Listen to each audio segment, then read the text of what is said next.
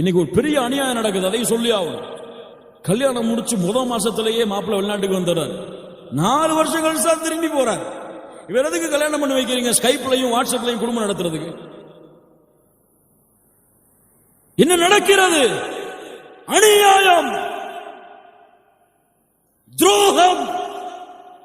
ஒரு பெண்ணுடைய கடமை மறுக்கப்படுகிறது, ஆணுடைய கடமை மறுக்கப்படுகிறது. பிறந்த பிள்ளைய பார்க்காம வெளிநாட்டில் உட்கார்ந்து வேலை செஞ்சுட்டு உட்கார்ந்து இருக்கிறாங்க. என்ன தேவை? வீட்டில் உட்கார்ந்து ஒரு பொட்டி கடை வச்சு பிழைச்சிட்டு போலாம், துணியை வச்சு பிழைச்சிட்டு போகலாம், மனைவி மக்களோட குழந்தைகளோட வாழ்ந்து. அல்லாஹ் அதற்கு வசதி கொடுக்கவில்லை என்றால் அல்லாஹ்வின் கதவை தட்டுங்கள்.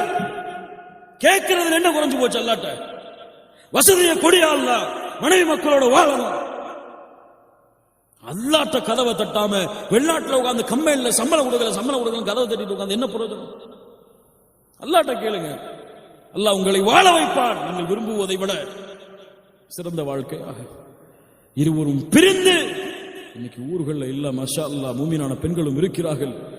கள்ள தொடர்புகள் சர்வசாதாரணம். மஹரம் இல்லாம வெளியே போறாங்க.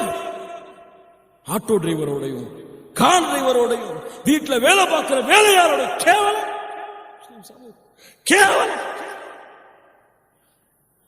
எவ்வளவு செய்திகள் கேள்விப்படும் பொழுதெல்லாம் ஏன் அந்த கணவனுக்கு கொடுக்க வேண்டிய கடமையை, மனைவிக்கு கொடுக்க வேண்டிய கடமையை கணவன் மனைவி கொடுத்திருந்தால் அல்லாஹ் ரப்புல் ஆலமீன் பாதுகாப்பானாக.